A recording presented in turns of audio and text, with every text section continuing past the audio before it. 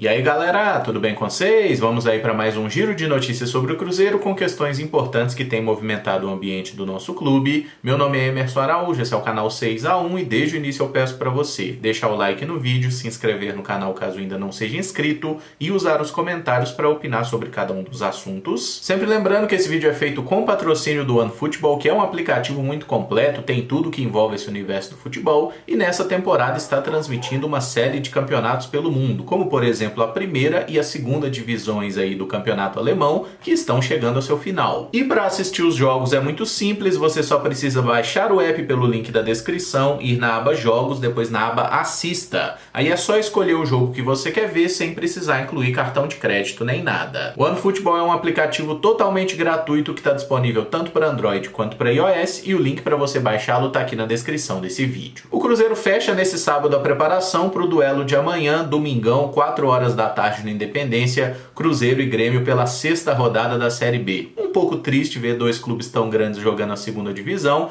mas o importante é que ambos parecem estar fazendo um trabalho correto de reestruturação e tomara a Deus, né, estejam de volta à elite no ano que vem. Até o momento que eu fecho esse vídeo, não foi divulgada aí a lista dos jogadores do Cruzeiro relacionados para o duelo, mas não devemos ter muitas novidades, tá? As dúvidas mesmo no time são ali na lateral direita, no caso na ala direita, né, porque o Leonardo Paes tá lesionado, pode jogar o Giovani ou pode começar o Rômulo. E na ala esquerda fica a dúvida entre Matheus Bidu e Rafael Santos. De resto é aquilo que a gente já tem visto nas últimas rodadas, o Rafael Cabral no gol, o trio de zagueiros com o Brock pela esquerda, Oliveira e Zé Ivaldo, William Oliveira e Neto Moura ali no meio, Jajalo, Vanor e Edu lá na frente. Mas amanhã no vídeo de pré-jogo a gente fala mais sobre isso a partir do momento que tiver a lista de relacionados. Fato é que teremos casa cheia, né? Mais de 20 mil pessoas presentes com certeza, porque todos os ingressos já foram vendidos. De vez em quando volta um ou outro ali, uma compra que não foi confirmada, né? Mas quem tá a fim de ir no jogo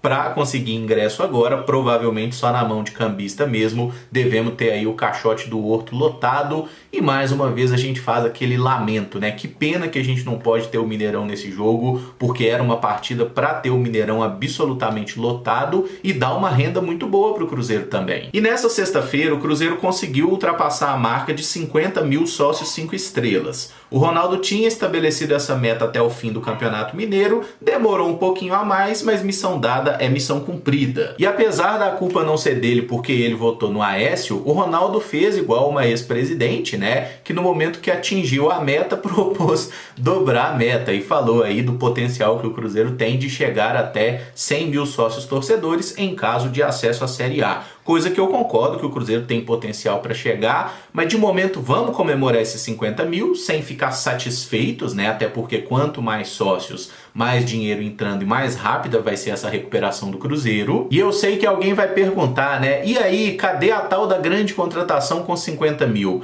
Eu continuo tendo dúvidas, tá? Que o Cruzeiro vá trazer algum grande jogador de renome, imagino que isso não vai acontecer, mas a única certeza que a gente tem, não vai ser agora, tá? Porque a janela de transferência está fechada, só abre no meio aí do mês de julho. Para o Cruzeiro trazer qualquer jogador nesse momento, teria que ser um jogador que não está vinculado a nenhum outro clube, um atleta que esteja sem contrato, e convenhamos que não tem ninguém que se encaixe nessa lógica aí de um jogador que está livre no mercado e chegaria ao Cruzeiro para fazer a diferença. Sinceramente não vejo ninguém, e mesmo com a janela aberta eu tenho muitas dúvidas de que a gente trará algum grande jogador. E, inclusive na live que o Ronaldo faz tradicionalmente lá no seu canal, ele falou sobre isso ontem, né, que no meio do ano, durante a janela de transferências, eles verão com o treinador, com o Paulo André, com o Pedro Martins, diretor de futebol, a possibilidade de trazer aí um grande jogador, tá? Então a única certeza de momento é que agora não vai chegar ninguém, vamos apoiar os caras que já estão no elenco, até porque eles têm honrado a nossa camisa e têm mostrado que são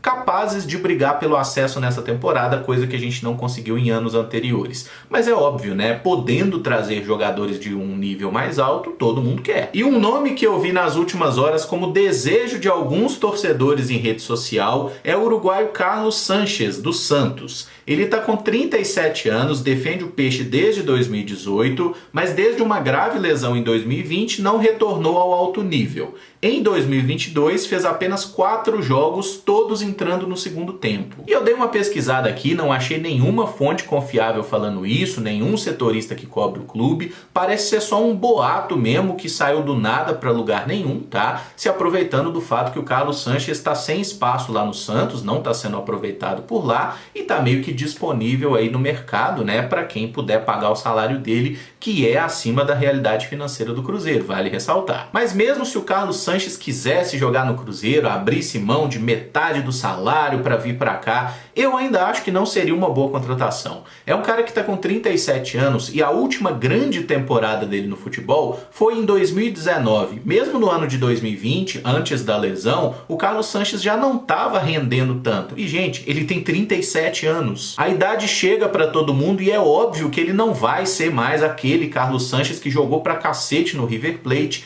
e até no início de Santos, futebol mexicano e tudo mais, tá? Então, não acho uma contratação possível, só acho importante deixar bem claro, não tem nenhum setorista falando sobre isso, eu realmente não sei de onde surgiu esse boato, mas mesmo que fosse um nome possível, eu não acharia uma boa contratação, tá? Que o Carlos Sanches siga no Santos, volte para o Uruguai, enfim, que ele ache um clube para jogar, mas aqui no Cruzeiro realmente não acho que o Carlos Sanches de 2022 seja capaz de produzir mais do que os jogadores que a gente tem aqui no plantel. Se fosse possível trazer o irmão dele, né, o Nico de la Cruz, que joga no River Plate, que é de fato irmão do Carlos Sanches, apesar do nome ser muito diferente, eu gostaria bastante. Mas esse aí é totalmente fora de cogitação pela parte financeira, né? O River não vai abrir mão dele e o salário dele também seria um absurdo. O treinador Paulo Pessolano deu entrevista ao canal do Samuel Venâncio na última quinta-feira e falou algumas coisas interessantes. Que ele não pensa em sair do Cruzeiro, mas é claro que se alguém oferece 10 vezes o que ele ganha aqui, ele precisa pensar na sua família. E essa é uma das coisas que eu mais gosto no Paulo Pessolano, que ele é de uma sinceridade absurda, né? É uma coisa que a gente nem tá muito acostumado a ver em treinadores brasileiros, que tem sempre aquele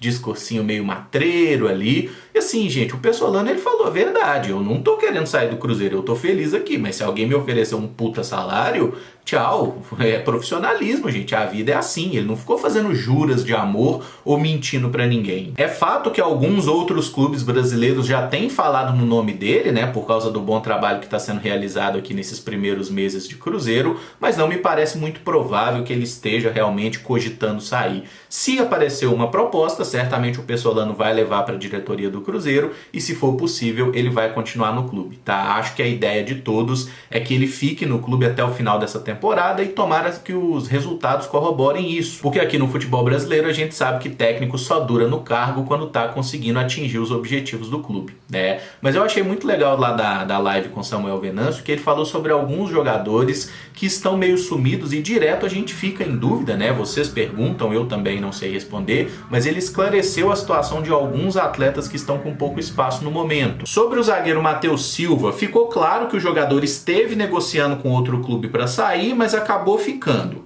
O Globo Esporte fez contato com o staff do Defensor, que disse que o atleta seguirá cumprindo seu contrato, que vai até o fim de 2023. Os primeiros jogos do Matheus no Campeonato Mineiro foram bons, né? Mas depois ele deu uma queda de rendimento. A partida contra a Caldense, por exemplo, ele foi substituído ainda no primeiro tempo porque estava às vias de ser expulso a qualquer momento. Depois, contra o Patrocinense, fez um jogo muito ruim, que falhou nos 2 gols do adversário. E ele não é relacionado para um jogo desde a final do Campeonato Mineiro. Na Série B, ele sequer ficou no banco de reservas em qualquer uma das partidas. Parece ser um jogador que realmente não faz parte dos planos do Pessolano, né? Ele disse que a situação do atleta está indefinida e nesse momento o Matheus Silva não poderia sair para nenhum time da Série A ou da Série B pelo mesmo motivo que a gente não pode contratar. A janela de transferências está fechada.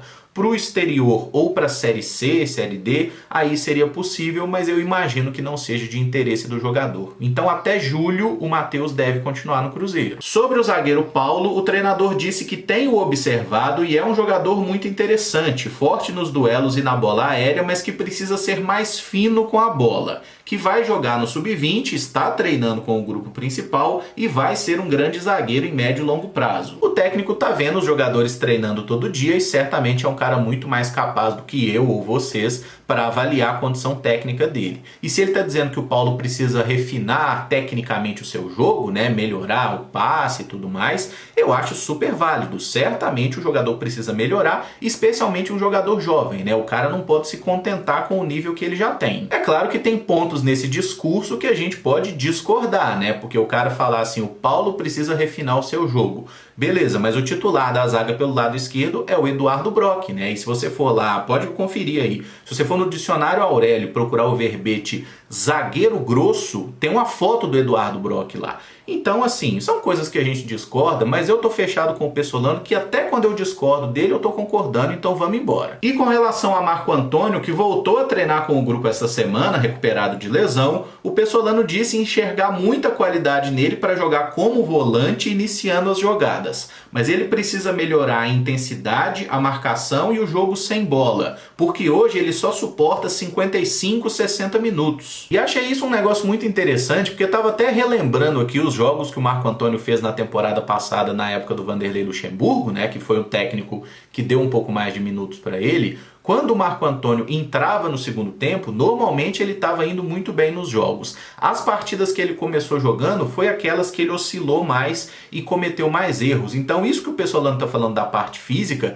eu acho que tem realmente muito a ver com o que a gente vê no futebol desse jogador. O futebol de hoje ele é intenso a ponto de exigir que um cara consiga manter um ritmo de jogo por 100 minutos. E o Marco Antônio só consegue fazer isso por 60. Então de fato existe um déficit, é algo que precisa ser trabalhado e pode ser trabalhado, tá? Porque qualidade técnica, quem acompanhou o Marco Antônio na base e quem viu ele jogando no profissional sem uma má vontade com a base, que muita gente tem, já viu que o cara tem uma qualidade técnica diferente, sim. A visão de jogo, o passe dele, ele é um jogador diferente da maioria. Mas essa questão da resistência e da baixa intensidade, sem dúvida, impacta demais no jogo dele, né? Chega uma hora da partida ali que o cara pensa uma coisa e a perna não obedece. E de fato o Marco Antônio fez aquele trabalho de fortalecimento em 2020, né, que ele ficou parado alguns meses e tal, ficou fortão, mas esse problema especificamente não foi corrigido. E direto eu vejo alguma pessoa falando assim, ah, mas ele é preguiçoso. Se ele fosse preguiçoso, ele não tinha se disposto a fazer esse trabalho que o clube sugeriu a ele, né, e não tinha virado um pequeno The Rock, gente. A questão é, os atletas têm o seu biotipo e um jogador como o Marco Antônio, ele nunca vai ser rápido para se movimentar no campo como um Ramírez, por exemplo, lá de 2008, 2009, cada um tem o seu teto. Se fosse simplesmente uma questão de esforço, todo jogador seria um Pelé, um Messi, um Cristiano Ronaldo. As coisas não funcionam assim, né? Tem a questão da aptidão física, do estímulo certo que o cara tem que passar na base, e aí eu acho que é um ponto que a gente deve questionar, porque mesmo jogadores talentosos da base do Cruzeiro, que passaram por seleção, que direto são cobiçados aí por outros clubes, né, como o Paulo e o Marco Antônio, são caras que têm problemas de fundamento, pelo que o Pessolano está falando, né? Seja fundamento técnico, no caso do zagueiro, ou fundamento físico mesmo, de não conseguir suportar uma partida de futebol. Que ainda que quando o cara chegue no profissional ele careça de alguns ajustes, esse tipo de situação deveria ser trabalhada na base, né? Para que quando o cara chegue nessa idade aí de 20, 21 anos, ele já esteja plenamente capaz de servir o elenco principal, coisa que não acontece com todos, né? Você pega um Vitor Roque, por exemplo, né, que foi embora com 16 anos, 17, ele já tinha um condicionamento físico muito diferente de um Marco Antônio com 20. Por quê? Porque as pessoas não são iguais. Mas sigo achando que o buraco que o Cruzeiro se enfiou, ele é grande demais pra gente seguir tratando jogadores como descartáveis, tá? Especialmente esses atletas jovens, identificados, que têm uma relação e que gostam do clube, né? O Paulo e o Marco Antônio, desde criança, são caras que estão aí na base do Cruzeiro, e acho que vale a pena sim fazer um trabalho com eles, ter um pouco mais de paciência para que eles possam nos ajudar no futuro. Um bom exemplo é o Rafael Santos, né? Um jogador que muita gente taxava que não tinha utilidade para o Cruzeiro, que rodou em alguns empréstimos, voltou muito mais pronto e hoje é um titular do time, a gente pode dizer assim, embora a briga com o Bidu seja acirrada. E eu encerro esse vídeo por aqui. Se você gostou, eu peço que deixe o like, se inscreva no canal caso ainda não seja inscrito e use os comentários para opinar sobre cada um dos assuntos. Amanhã de manhã entra no ar então o pré-jogo de Cruzeiro e Grêmio. Muito obrigado por acompanhar, um abraço e até o próximo vídeo. Valeu!